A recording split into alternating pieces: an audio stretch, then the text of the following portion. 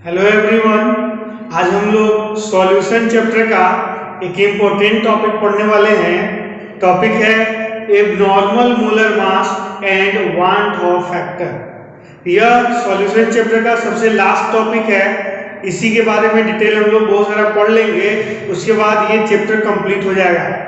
उसके बाद हम लोग अगले चैप्टर के बारे में आगे चल के पढ़ेंगे।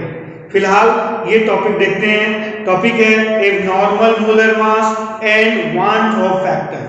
पहले एबनॉर्मल मोलर मास समझिए। नॉर्मल मोलर मास क्या होता है? जो कंपाउंड का फॉर्मूला होता है, जैसे वाटर का फॉर्मूला होता है H2, हाइड्रोजन का एटॉमिक मास 1 तो 2 हाइड्रोजन का 2 हो गया। ऑक्सीजन का एटॉमिक मास 16, 2 + 16, जो इसका मोलर मास आया 18। यह जो 18 है यह है नॉर्मल मोलर मास। जो एटॉमिक मास का वैल्यू रख के मोलर मास का फॉर्मूला निकालते हैं वही है नॉर्मल मोलर मास। लेकिन एसोसिएशन या डिसोसिएशन के केस में जो कोलिगेटिव प्रॉपर्टीज के फॉर्मूला से हम लोग निकालते हैं, कोलिगेटिव प्रॉपर्टीज में लास्ट में आता है ना फॉर्मूला Mb, तो उस Mb के फॉर्मूला से जो हम लोग मोलर मास निकालते हैं वह थोड़ा डिफरेंट आ जाता है। जो डिफरेंट आता है उसी को बोलते हैं एबनॉर्मल मोलर मास। अब वान हॉफ जो थे, इस डिफरेंट मोलर मास और एक्चुअल मोलर मास के बीच रिलेशन स्टेब्लिश करने के लिए एक फैक्टर दिए जिसको कि वान हॉफ फैक्टर के नाम से जानते हैं और उसको I से रिप्रेजेंट करते हैं। अब इसको लैंग्वेज में कैसे लिखेंगे ये देखिए। टॉपिक है abnormal molar mass and one half factor. In case of association or dissociation, the calculated molar mass of solute is different from actual molar mass. Calculated molar mass means Mb के formula से जो molar mass निकालते हैं is different from actual molar mass. Actual molar mass मतलब जो atomic mass को add करके molar mass निकालते हैं, तो यह थोड़ा डिफरेंट रहता है। तो जो ये कैलकुलेटेड मोलर मास डिफरेंट है, it is called abnormal molar mass. वही उसी को बोलते हैं abnormal molar mass. Van't Hoff gave a factor, एक फैक्टर दिए Van't Hoff to determine degree of association और डिसोसिएशन। एसोसिएशन क्या है? देखिए यहाँ भी एसोसिएशन वर्ड आया है, डिसोसिएशन वर्ड आया है। पहले इन दोनों को समझिए। एसोसिएशन मतलब होता है जुड़ना और डिसोसिएशन मतलब होता है टूटना। जैसे NaCl टूट के देता है Na+ और Cl-, ये हो गया डिसोसिएशन। और एसोसिएशन क्या होता है? दो या अधिक मॉलिक्यूल एक साथ जुड़ करके एक बन जाते हैं, इसको बोलते हैं एसोसिएशन। तो जुड़ना मतलब डिसोसिएशन, जुटना आपस में जुड़ना, टूटना मतलब डिसोसिएशन, जुड़ना मतलब एसोसिएशन। तो एसोसिएशन और डिसोसिएशन की डिग्री के डिटर्मिनेशन के लिए, डिग्री मतलब मात्रा, अमाउंट समझिए, के डिटर्मिनेशन के लिए वान हॉफ एक फैक्टर दिए, it is called one half factor and it is represented by I। One half factor को I से रिप्रेजेंट करते हैं। I का फॉर्मूला याद रखिएगा, I बराबर होता है normal molar mass, normal molar mass by abnormal molar mass. Abnormal molar mass, normal molar mass को हम लोग Mn से दिखाते हैं और एबनॉर्मल मोलर मास को Mo से दिखा रहे हैं। वो मतलब ऑब्जर्व, जो लोग ऑब्जर्व किए वो और ये नॉर्मल मतलब जो एक्चुअल में उसका है, जो कि एटॉमिक मास को ऐड करके निकाले हैं। I का एक और फॉर्मूला होता है number of particles after dissociation और association by number of particles before dissociation और एसोसिएशन। जैसे NaCl टूटता है तो देता है Na+ और Cl-। देखिए डिसोसिएशन से पहले, अच्छा in case of complete dissociation, अगर कंप्लीट डिसोसिएशन हो रहा है तो I का वैल्यू कैसे निकालेंगे देखिएगा। डिसोसिएशन से पहले NaCl एक था और डिसोसिएशन के बाद Na एक और Cl एक और एक 2 हो गया, यानी आफ्टर डिसोसिएशन पार्टिकल्स 2 हैं और बिफोर डिसोसिएशन पार्टिकल 1 है। I बराबर होता है after dissociation by before dissociation. तो बिफोर डिसोसिएशन 1 था और आफ्टर डिसोसिएशन 2 है, तो I बराबर हो जाएगा 2/1 यानी कि 2। इसी तरह से अगर CaCl2 डिसोसिएट होके देता है Ca2+ और 2Cl-, I निकालना है। बिफोर डिसोसिएशन CaCl2 एक ही है और आफ्टर देखिए यह 1 और यह 2 और 1 3 हो गया, तो आफ्टर है 3 और बिफोर है 1, तो I का वैल्यू हो गया 3।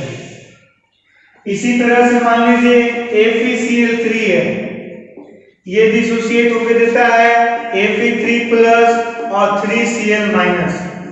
बिफोर डिसोसिएशन ये 1 है, आफ्टर हो गया 1 और 3 4, तो I बराबर आफ्टर डिसोसिएशन 3 और 1 4 बटा बिफोर डिसोसिएशन 1 यानी कि 4। यानी एक चीज क्लियर है कि जब कभी भी डिसोसिएशन होगा तो I का वैल्यू इंक्रीज करेगा, 1 से ज्यादा होगा। उसी तरह से जब कभी भी एसोसिएशन होगा, जैसे डिसोसिएशन में 1 से 2 बन रहा है, एसोसिएशन में 2 से 1 बनेगा, यानी आफ्टर रहेगा 1 और बिफोर रहेगा 2, तो I बराबर 2/1 1/2 यानी कि 1 से स्मॉलर आएगा। तो जब कभी भी डिसोसिएशन होगा याद रखिएगा, in case of dissociation I is greater than 1, in case of dissociation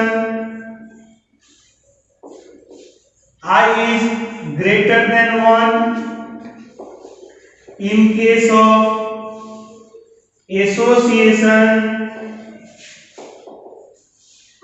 I is smaller than 1, और in case of ideal solution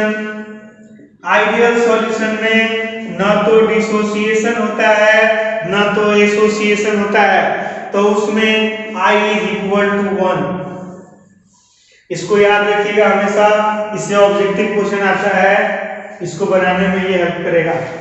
जब कहीं भी डिसोसिएशन होगा I ग्रेटर होगा, एसोसिएशन होगा I स्मॉलर होगा, और न एसोसिएशन होगा न डिसोसिएशन होगा तो I will be equal to 1। याद रखिएगा इसको नोट कर लीजिए। इसके बाद हम लोग देखेंगे कि कोलिगेटिव प्रॉपर्टीज और वांट ऑफ फैक्टर में क्या रिलेशन है।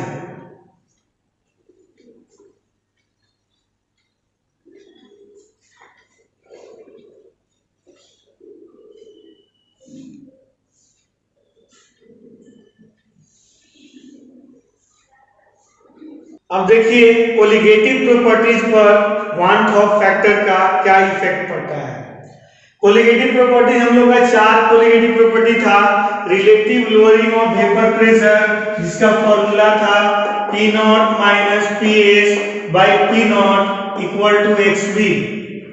एक था एलिवेशन ऑफ बॉइलिंग पॉइंट, इसका फॉर्मूला था delta TB equal to KB into M। एक था डिप्रेशन इन फ्रीजिंग पॉइंट, इसका फॉर्मूला था delta TF equal to KF into M। एक था ऑस्मोटिक प्रेशर, इसका फॉर्मूला था फाई इक्वल टू CRT। तो वांट ऑफ बोले कि जितने भी कोलिगेटिव प्रॉपर्टीज हैं सब में वांट ऑफ फैक्टर से मल्टीप्लाई कर दीजिए, तो I का वैल्यू अगर इसमें रख देंगे मल्टीप्लाई कर देंगे तो जो MB निकालते थे जो डिफरेंट आता था वो सही आएगा, यानी नॉर्मल मोलर मास के इक्वल आएगा। यानी I से मल्टीप्लाई होता है सारे कोलिगेटिव प्रॉपर्टीज में। इससे ये क्लियर होता है कि colligative properties directly proportional to I। अगर इसको कांस्टेंट मान ले और कांस्टेंट और इक्वल मिलकर प्रोपोर्शनल बन जाएगा, यानी colligative properties directly proportional to I। Colligative property directly proportional to I, मतलब आई बढ़ेगा तो कोलिगेटिव प्रॉपर्टी बढ़ेगा, आई घटेगा तो कोलिगेटिव प्रॉपर्टी घटेगा। In case of dissociation colligative property increases. अगर डिसोसिएशन हुआ, मान लीजिए 1 से 2 हुआ तो आई का वैल्यू ज्यादा होगा, अगर आई का वैल्यू ज्यादा होगा तो कोलिगेटिव प्रॉपर्टीज का वैल्यू भी अधिक होगा। इन केस ऑफ एसोसिएशन जब घटेगा 2 से 1 होगा तो आई का वैल्यू भी कम होगा और कोलिगेटिव प्रॉपर्टी का वैल्यू भी डिक्रीज होगा यानी कम होगा। तो in case of dissociation colligative property increase and in case of association colligative property decrease. ये सारा नोट कर लीजिए और हम लोग इसका एक अंतिम टॉपिक पढ़ेंगे, डिग्री ऑफ डिसोसिएशन और डिग्री ऑफ एसोसिएशन। उसके बाद एक न्यूमेरिकल देख लेंगे, तब ये चैप्टर कंप्लीट हो जाएगा। पहले इसको नोट कर लीजिए।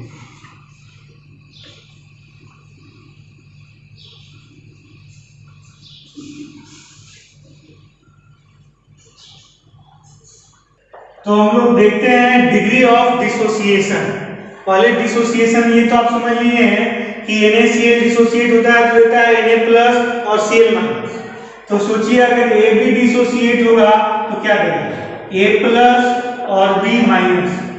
अगर ये कंप्लीटली डिसोसिएट होता तो I बराबर लिख देते 2/1, लेकिन अगर ये कंप्लीट डिसोसिएट नहीं होता है तो मान लीजिए ये कुछ पार्ट डिसोसिएट होता है, कुछ पार्ट जुड़ के वही बन जाता है, तो इसको पार्शियल डिसोसिएशन बोलते हैं। और पार्शियल डिसोसिएशन में डिग्री ऑफ डिसोसिएशन निकाला जाता है, मतलब कितना पार्ट डिसोसिएट हो रहा है ये निकाला जाता है। अब मान लीजिए कि डिसोसिएशन से पहले ये 1 था, ये बना ही नहीं था तो ये था 0,0। कुछ देर बाद मान लीजिए इसका अल्फा पार्ट डिसोसिएट हो गया, पूरा का पूरा एक डिसोसिएट नहीं हुआ, एक में से अल्फा पार्ट डिसोसिएट हो गया, तो एक में से अल्फा निकाल दीजिए। जब ये एक डिसोसिएट होता था तो दोनों एक एक बनता था, यानी 1 से 2 बनता था। जैसे NaCl में देखे थे 1 से 2 बनता था तो बाद वाला 2 पहले वाला 1, तो I बराबर 2/1 लिखते थे। वैसे ही इसको समझने का प्रयास कीजिए। जब एक AB से एक A+ और एक B- यानी 2 बनता है, तो जब ये अल्फा टूटेगा तो ये भी अल्फा और ये भी अल्फा यानी 2 अल्फा बनेगा। 2 भाग में टूटेगा तो 2 अल्फा बनेगा, 3 भाग में टूटेगा तो 3 अल्फा बनेगा। देखिए 2 भाग में टूटा 2 अल्फा, अगर एक और होता तो 3 अल्फा, 4 भाग में टूटता तो 4 अल्फा, n भाग में टूटता तो मान लीजिए n अल्फा बनेगा। अब I बराबर होता है number of particles after dissociation bye number of particles before dissociation. तो बिफोर डिसोसिएशन पार्टिकल कितने हैं देखिए, particles before dissociation, before dissociation तो एक ही लिए है ना, तो बिफोर डिसोसिएशन हो गया 1। पार्टिकल्स आफ्टर डिसोसिएशन, डिसोसिएशन के बाद इधर बच गया है 1 - अल्फा, इधर बन गया है n अल्फा। सब ऐड कर लीजिए, इधर और उधर दोनों वाला ऐड कर लीजिए, ये हो गया पार्टिकल्स आफ्टर डिसोसिएशन। I बराबर after dissociation 1 - alpha plus n alpha बटा बिफोर डिसोसिएशन 1 से डिवाइड कीजिएगा तो सेम रहेगा। अब 1 जो इधर प्लस में है इधर आएगा तो माइनस में हो जाएगा। I - 1 बराबर अल्फा कॉमन ले लीजिए तो यहाँ पे n बचेगा, इसमें से अल्फा कॉमन लीजिए तो -1 बचेगा। इसलिए हम लोग को अल्फा निकालना है, तो ये जो इनटू में है इधर बटा में आ जाएगा, तो अल्फा बराबर हो जाएगा I - 1 बटा n - 1, जहां अल्फा जो है ये है degree of dissociation, alpha degree of dissociation है। इसको लिख लीजिए, फिर बताएंगे डिग्री ऑफ एसोसिएशन।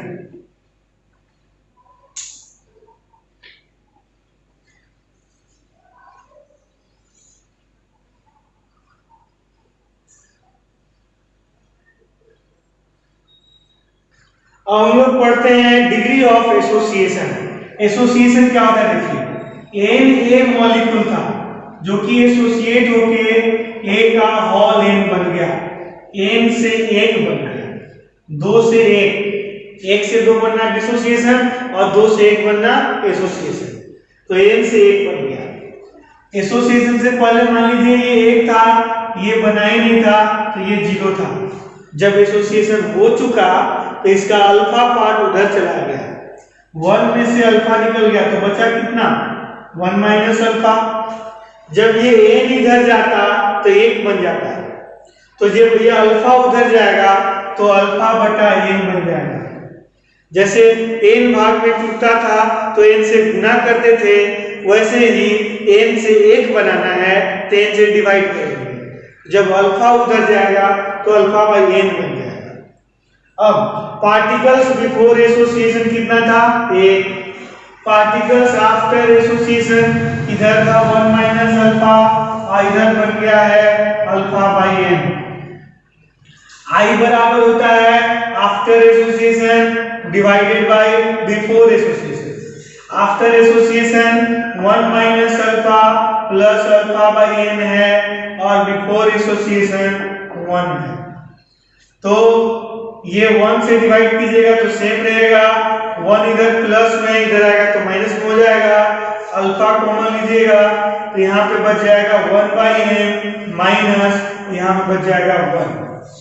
ये इनटू में है, इधर आएगा तो डिवाइड में हो जाएगा, इसलिए अल्फा बराबर आई माइनस 1 बटा 1 बाई एन माइनस 1।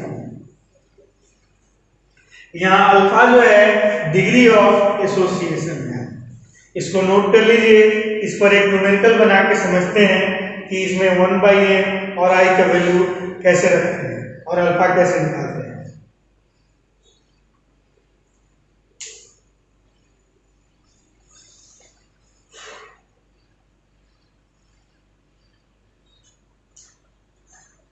एक क्वेश्चन देखते हैं, 2 gram of benzoic acid are dissolved in 25 gram of benzene. Depression in freezing point is 1.62 Kelvin and K molar depression constant for benzene is 4.9 Kelvin kg per mole. If benzoic acid forms dimer बनाता in solution, find percentage association of benzoic acid।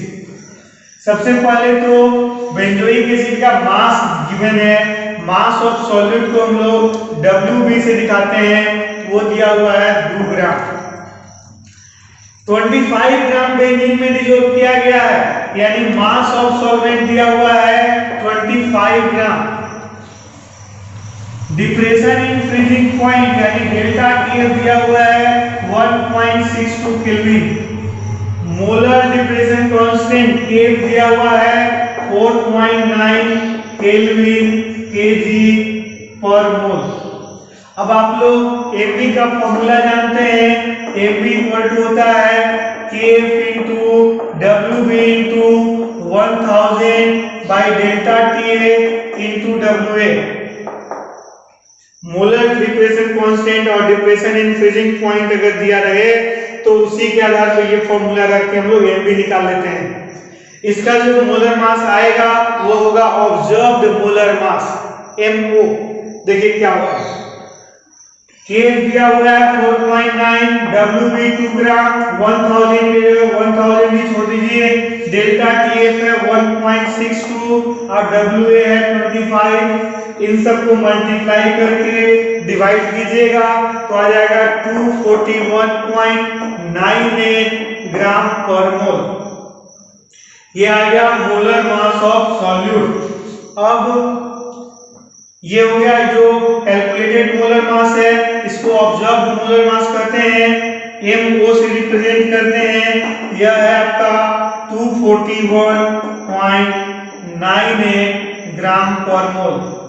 अब इसका normal molar mass निकाल लीजिए, Mn of benzoic acid.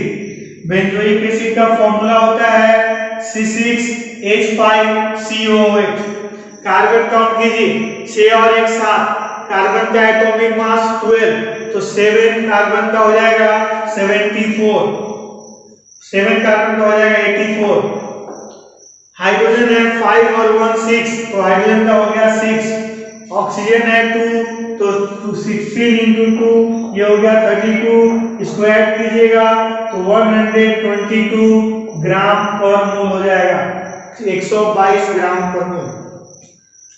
ये था observe molar mass, ये था normal molar mass. I बराबर होता है नॉर्मल मोलर मास बटा एबनॉर्मल मोलर मास, मतलब normal molar mass by observe molar mass. इसको अगर आप डिवाइड कीजिएगा तो 241.98 बाय 122 है, डिवाइड करने पे आ जाएगा 0.504। ये I का वैल्यू हो जाएगा।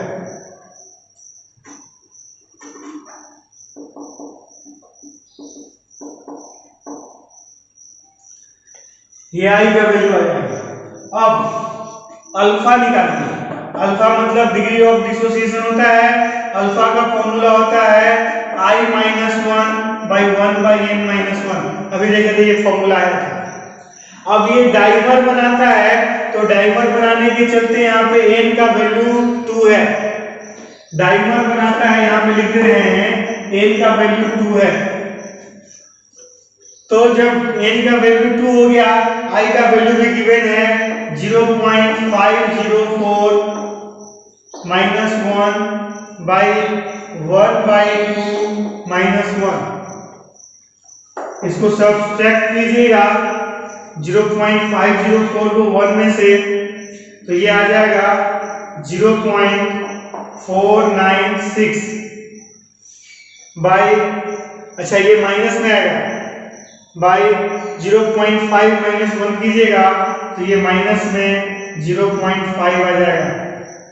माइनस माइनस कैंसिल हो जाएगा, इसे इसमें डिवाइड कीजिएगा तो 0.992 आएगा।